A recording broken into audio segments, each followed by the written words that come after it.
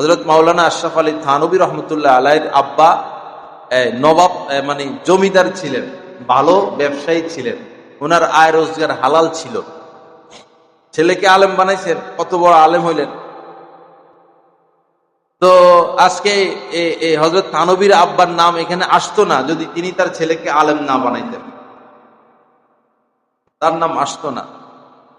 আমার শায়েখ দামাত বারাকাতুহুমের নামের সাথে উনার আব্বার নাম অ্যাড করা, আব্দুল মতিন বিন হুসাইন, মানে হুসাইনের ছেলে আব্দুল মতিন। তো বিন হুসাইন, হুসাইন যিনি, উনি তো শিক্ষিত মানুষ না, আলেমও না, সাধারণ মানুষ, কিন্তু মুত্তাকি, সবসময় জিকির করে, সবসময় জিকিরের হালতে থাকে, দেখলেই মনে হয় অনেক বড় আল্লাহওয়ালা। তো উনি যদি উনার সন্তানকে আলেম না বানাইতেন, আজকে মানুষের মুখে মুখে উনার নামটা থাকতো না। সন্তানকে আলেম বানাইছেন, এখন সন্তানের নামের সাথে উনার নাম। লা ইলাহা ইল্লাল্লাহ। আফসোস ধনীদের প্রতি, আপনাদের তো সম্পদ অনেক, আপনাদের ব্যবসা বাণিজ্য আছে, আপনার ছেলে তো কারো চাকরি করবে না, পড়ালেখা করে কোনো কোম্পানির চাকরি করবে না, সরকারি চাকরি করবে না। আপনার সন্তান তো ব্যবসায়ী করবে, আপনার ব্যবসায় দেখবে। আপনি আপনার সন্তানটাকে আলেম বানাইলে কি ক্ষতি হইতো আপনার? কি এমন ক্ষতি হইতো? সে তো ইঞ্জিনিয়ার হবে না, ডাক্তার হবে না, আপনি বানাবেন না, আপনার এই ব্যবসা দেখতে হবে তার। তো সে তো আপনার চেয়ারে বসবে, তাকে আপনি আলেম বানান, তাকে মুত্তাকি বানান, এরপরে তাকে ব্যবসায় বসান, আপনি দুনিয়াও পাইতেন, আখিরাতও পাইতেন। আপনার এই সম্পদ অন্যায় পথে খরচ হইতো না। আল্লাহ আমাদেরকে সহিহ বুঝ দান করেন, আল্লাহ হেফাজত করেন। আমাদের গাছতলা ঘাটেরই একজন ডাক্তার থাকেন, এই আমেরিকার ডাক্তার, গাছতলা ঘাট বাড়ি, তিনও ছেলে বড় বড় শিক্ষিত, বড় বড় চাকরি করে।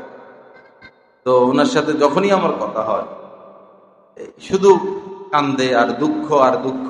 এই যে আমার, উনি এখন দিনদার, যে আমার মধ্যে যদি দিনের এই বুঝটা আগে থাকতো, আমার ছেলেদেরকে আমি এই লাইনে পড়ালেখা করাইতাম না, ওদেরকে আমি দিনই লাইনেই শিক্ষা দিতাম। সম্পদ তো আমার আছে, আমারটাই যথেষ্ট। এখন তারাও সম্পদ কামায়, আমারটাই তো খাইয়া শেষ করতে পারবে না, তাদেরটা খাবে কে? কিন্তু আমার সন্তানরা তো নামাজ পড়তে চায় না, আমার সন্তানদের সাথে আমার মহব্বত নাই, সম্পর্ক নাই। দুঃখজনক কথা। বুঝবো একদিন, আমরা একদিন বুঝবো, কিন্তু ওই সময় বুঝে আর কাজ হবে না। আস্তাগফিরুল্লাহাল্লাযী লা ইলাহা ইল্লা হুয়াল হাইয়ুল কাইয়্যুম ওয়া আতুবু ইলাইহি। আল্লাহ আমাদের সবাইকে মাফ করে দেন, সহিহ বুঝ দান করেন। ইমাম আহমদ ইবনে হাম্বলের তাকওয়া। তো সম্পদ, পিতার সম্পদ কে না নেয়? তো এই হযরত থানভী রহমতুল্লাহ আলাইহির আব্বা, উনার আয় রোজগার হালাল ছিল, মারা গেলেন, এখন সম্পদ ভাগ হলো, দুই ভাই উনারা। তো হযরত থানভী রহমতুল্লাহ আলাইহি সম্পদের মধ্যে কিছু সন্দেহযুক্ত মাল খুঁজে পেলেন। ওই ছেলে তো আলেম না, যা হয়েছে বস, আরো কেমনে বেশি নেওয়া যায়।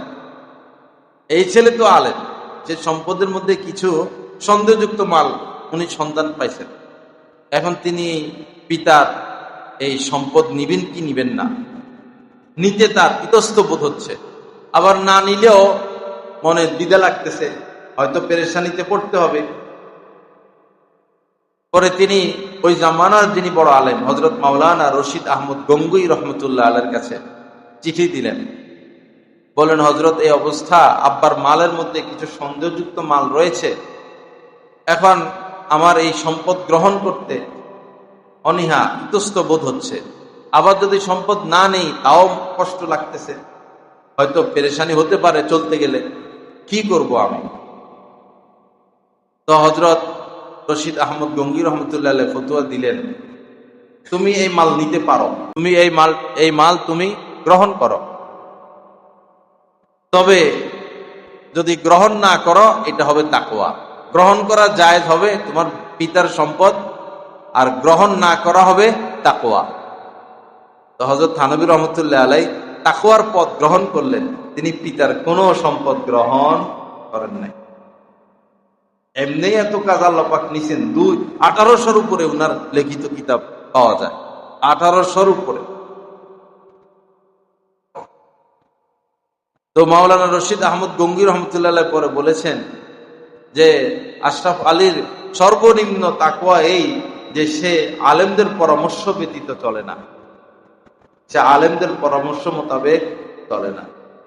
আমরা এমনি হুজুর হুজুর বলি আর কি, বয়ান সেই রকম হয়েছে, খুব শানদার বয়ান হয়েছে, খুব গরম বয়ান হয়েছে, কিন্তু আমরা পরামর্শ গ্রহণ করি না, যার যার বুদ্ধিতে চলি, এজন্য জীবনে সফলতা আসে না। বা কেউ আছে এমন যে 2-3টা সমস্যা, পরামর্শ নিবে, পরে হয়তো একটা মানবে আরেকটা মানবে না।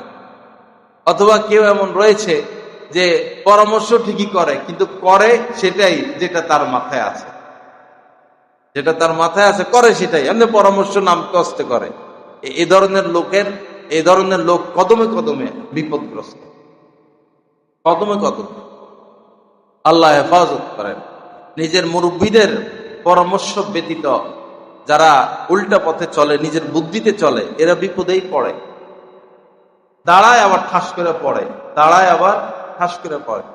একটা ছেলে, সে জুতার কাজ করত, পরে সে এই মুদি দোকানে চাকরি করলো, পরে আমার সাথে সম্পর্ক, যাক সে এখন এলমে দ্বীনের খেদমত করবে। পরে ঢাকাতে কারি আনোয়ার সাহেবের এখানে ট্রেনিং করলো 1 বছর, খুব কষ্ট করে ট্রেনিং করছে। পরে সে এখন ওস্তাদ, বাচ্চাদেরকে পড়ায়, তার সম্মান রাজা বাদশাদের মতো সম্মান, সবাই ওস্তাদজি বলে, আলেম ইলম তৈরি হইতেছে। হাদিয়াও যে এমন তাও না, হাদিয়াও 15, 16, 17 এরকম ভালো চলতেছে, কিন্তু দেখে যে কেউ বাড়ি বানাইতেছে, কেউ গান নিয়ে চলতেছে, ঢুকলো ভিতরে কি লোভ ঢুকছে, এখন সে ব্যবসা করবে। আমার সাথে পরামর্শ করছে, আমি পরামর্শ দিছি, তোমার এই সমস্যার এই সমাধান, পরামর্শ পর্যন্তই। অথচ সে আমার কাছে বায়াত, আমার পরামর্শ মানা তার উপর জরুরি ছিল, মানবে না, ব্যবসা করবে। আমার তো ধারণা সে আবার জুতার কাজে ফিরে যাবে, আবার সে জুতার কাজে ফিরে যাবে।